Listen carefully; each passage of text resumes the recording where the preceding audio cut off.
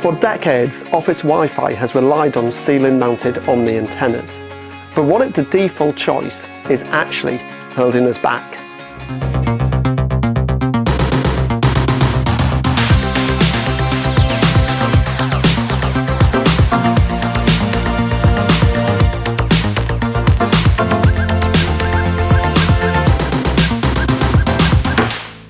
So here is the big Wi-Fi design question that's been on my mind. Should directional antennas be the default choice for the modern carpeted office space?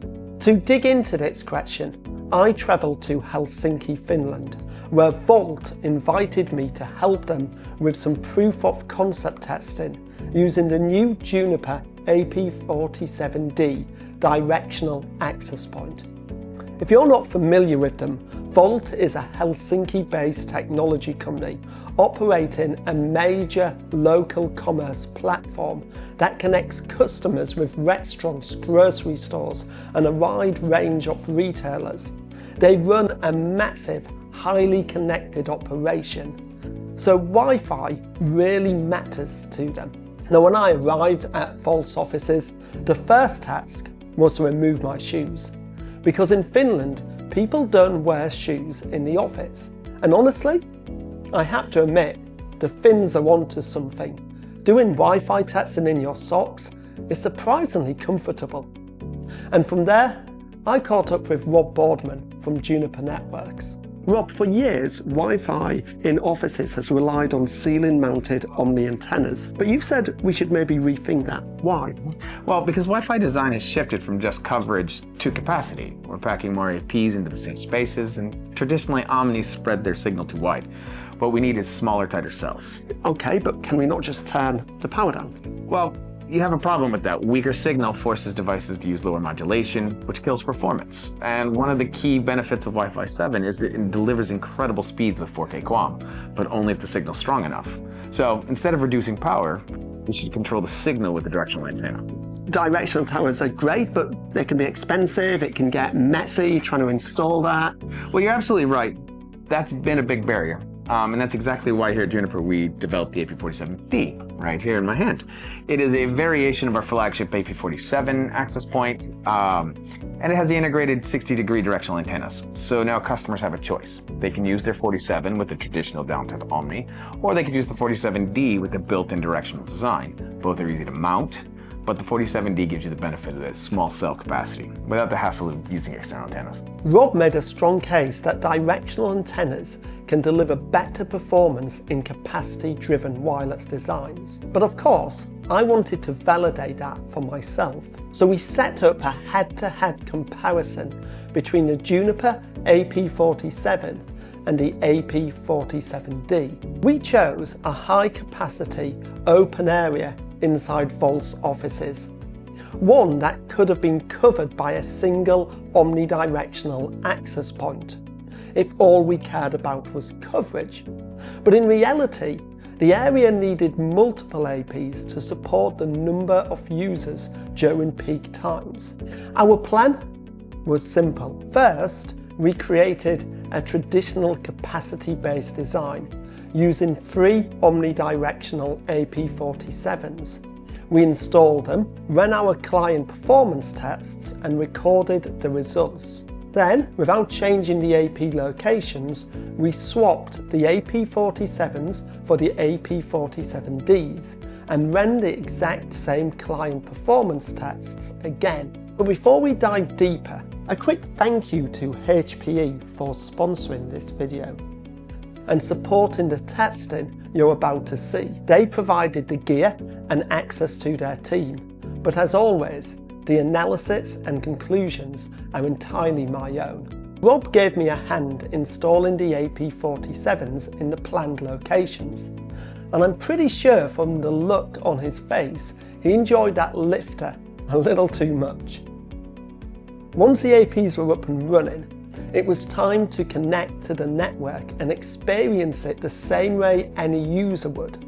So Rob and I grabbed our laptops and walked through the office and got a feel for how the network behaved in a real-world context. So we've just installed the AP47s with the Omni antennas. We're standing directly below one now. Both myself and Rob, we've got our laptops connected. Yep. I'm getting a nice high MCS rate. I'm getting 4K QAM. I don't have quite 4K QAM. It's not Wi-Fi 7, but I am getting. But you're getting a nice MCS 11. Yeah, we're both getting the highest MCS rate we can while stood underneath the AP.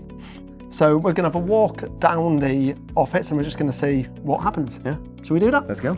Still got great signals from it. Yeah, but that's definitely taking a dip. Yeah, I'm now at about mine at 60. I don't know what you're at. Neg 70, but I'm also dropped down to an MCS 7. I'm at MCS 12 now. I was at 13, so I've dropped a little bit, but I'm still at 4K. Okay. Now I've dropped. Ooh. So I'm at mine at 60 now, and I have dropped to MCS 11 now. I'm still holding strong at MCS 7 with a really low MCS 7. Oh, have you roamed? I have not. Interesting. So I've now roamed and I'm now back up to 4K QAM and we are just coming to underneath our second installed AP. So now we're directly underneath it. I've roamed and I'm back to... I'm not roaming. You're not roaming? No. Oh, so what are you at? What data rate? I'm now at a lovely MCS 5. So we've now walked the entire length of the building. You've not roamed once? No, I'm going to go sit at the table and maybe that'll help. I'm down to a lovely MCS 4. When we look down there and we see how far away that AP is that you're still connected to. Yeah. That's not the AP I want you connected to while you sat here working. No, this would not be a good experience. I know what I can do to fix this. I could just turn the Wi-Fi. I could turn the Wi-Fi off and on again. You could turn it on and off, or you could say, well, actually, you better I'm gonna go back over. Because this is what would you say? This is a black spot where there's no Wi-Fi. Yeah. Bye, Peter. I'm going back to my Wi-Fi. Rob wasn't too thrilled with the Wi-Fi performance at the far end of the office. But while that test was interesting, if we're going to get some meaningful data out of this comparison, I need a more scientific way to analyse how these two AP models behave. Fortunately, I happen to be in Helsinki, the home of Hamina Wireless, the team behind one of the most advanced Wi-Fi planning and analysis tools. So I gave my good friend Joel a call and asked if he could come by and help us take this testing to the next level. Joel, we're here at Wolt today to do some testing. And what I want to know is whether an access point that has an integrated Omni antenna or an access point that has an integrated directional antenna is better for the carpeted office space. And what I'm wondering is how could the Hamina tools help us do that? So I think there's two ways that you could approach this with Hamina. The first way is you could do a simulation. Yeah. And the beauty of a simulation is it's fast. You upload a floor plan, you let the AI draw the walls in, you place your access points, and you can very, very quickly switch between an access point with an omnidirectional antenna built in or an access point with directional antennas built in. And you could sit there and like sort of control Z back and forth between the two to rapidly see what the difference is. Compare the difference, yeah. Exactly. Now what we're here to do is maybe the other way to test this, which would be to do a site survey. Go on site, walk around with a measurement device, and draw a real-world heat map of what we are actually seeing in the environment. So one is a simulation, one is measured data, and they both have pros and cons. I would say that for the most real-world look at what it's going to look like, real-world testing is absolutely going to deliver the best results. After speaking to Joe, it became clear it was time for me to get my walk-in shoes on.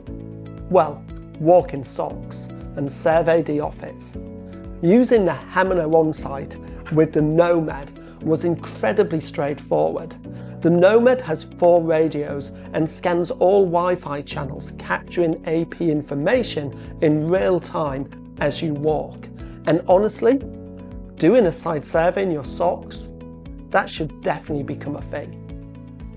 When we look at the resulting heat map, Wi-Fi coverage looks great, exactly what we would expect.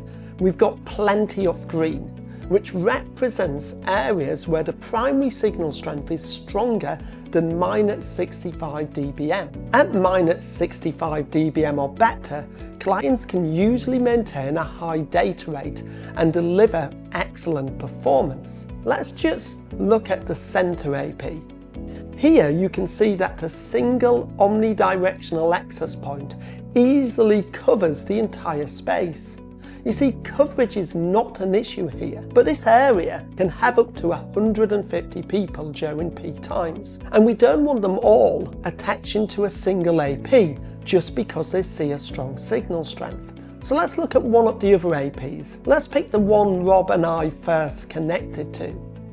Here, the primary signal strength only reaches about halfway across the office, and once you're in the yellow area, the signal drops below the ideal range, which means a lower data rate or lower MCX rate, which will in turn mean reduced performance. But here's the interesting part. When I hover my mouse over the far end of the office, we can see a signal of about -71 dBm. Now, many Apple devices won't roam until around -72 dBm. So even though Rob's MacBook was operating all the way down at MCX4, it didn't roam because from a client signal strength perspective, that AP was good enough to hang on to. At the end of the day, Wi-Fi users don't care whether they roam or not. What they care about is performance, and client performance is tightly linked to the modulation and data rates the device can maintain. In Wi-Fi, we use something called the Modulation Encoding Scheme Index, or MCX for short. The higher the MCX index, the higher the data rate, and the better the throughput and user experience. When new Wi-Fi generations arrive, we expect higher throughput. And a big part of that comes from new, more efficient MCX rates. For example, Wi-Fi 6 introduced MCX 10 and 11, and Wi-Fi 7 adds 2 more on top of that, MCX 12 and 13. Being able to maintain these higher MCX values is essential if we want to unlock the full capabilities of Wi-Fi 6 and 7. So for the final stage of our testing, we connected Wi-Fi 7 clients and walked through the office, monitoring their MCX race. So we're about to start doing some client testing. Rob, what clients do we have? So today we've got all Wi-Fi 7 clients. We have iPhone 16 Pro, 17 Pro, the new Air, and a Windows laptop. Yeah, which has a BE200 chipset in. We took measurements at 6 different locations across the floor. At each point, we recorded the receive MCX rate and which AP each client was associated with. So let's take a look at the results, starting with the Dell laptop. As you can see, the Dell performed reasonably well. It did drop to MCX 11, but by the time we reached measurement point 5, it had roamed to the last AP, and its MCX rate climbed back up to MCX 13. What's interesting is that it only roamed once, and completely skipped the AP in the middle. Next, let's look at the iPhone 17 Pro. Now, something to remember with these Apple devices is that all the Apple devices we tested were Wi-Fi 7 capable, but they don't support 4K QEM. So the highest MCX value you will see from them is MCX 11. So here you can see that the iPhone 17 Pro never roamed, and its data rate eventually dropped all the way down to MCX 8. Now let's look at the iPhone Air, and a similar story here. It also did not roam, and the MCX rate dipped even lower down to MCX 7. And finally, the iPhone 16 Pro. Again, no roaming. The device dropped all the way down to MCX 6. So with the AP47s and their integrated Omni antennas, we only saw a single roam event, and that was from just one device. All the Apple clients didn't roam at all and ended up dropping to a low MCX rate, which would definitely impact real-world performance. So it was time to swap out the AP47s for the AP47Ds and see whether directional antennas can make a meaningful difference. Okay, so Rob, we've now got the 47Ds installed. Yeah. And as we can see, it's lunchtime here. Yeah, it's and it's now yesterday, when we had the 47s at lunchtime, I noticed that everyone comes in the middle of this floor. and it all stuck to that one AP, and that was it. Yeah. What's happening now? Well, we're seeing actually a nice distribution of the clients. Funny enough, you're actually saying the back end of this place is actually really busy, and everybody who is connected to the network is actually connected to an AP near them, instead of being stuck to the AP that they first saw when they walked in. So Which is exactly what we were expecting to see. What we were hoping. What we were hoping, so they've actually come in, they've gone to that middle AP, and as they've gone to the back of the room for lunch, they've roamed onto that AP. And so as we're actually starting to see, roaming is actually happening quite well. So you're actually seeing capacity instead of just extra APs. Rob seems pretty happy with how the clients are now distributing themselves across the 3 APs. So let's take a look at the survey results. Overall, coverage once again looks nice and green, but the real difference appears when we isolate each individual AP. The middle AP no longer floods the entire space, and the first AP isn't providing strong coverage all the way to the far end. You'll see that clearly with the red contours on the heat map. So far, things are looking promising for the AP47D. We're seeing better client distribution and more controlled coverage patterns. But the big question remains, how does this translate into real client performance? So we know the AP47Ds installed. These have an integrated 60 by 60 degree antenna. And we're going to do our same client testing and have a look at what our data rates are like. So we give it a go and see what we get. Let's see what we find. With the AP47Ds installed, the client performance story changes dramatically.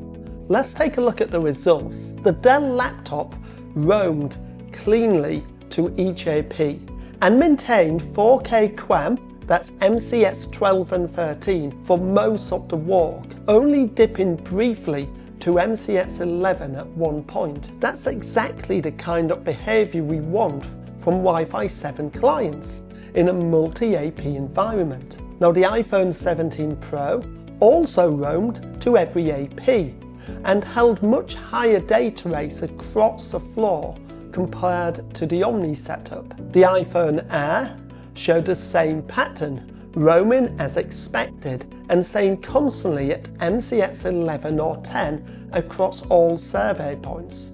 And finally, the iPhone 16 Pro, again, proper roaming and sustained a high MCS value throughout the entire office. Across all devices, roaming behaviour improved, distribution improved, and MCS rates stayed significantly higher.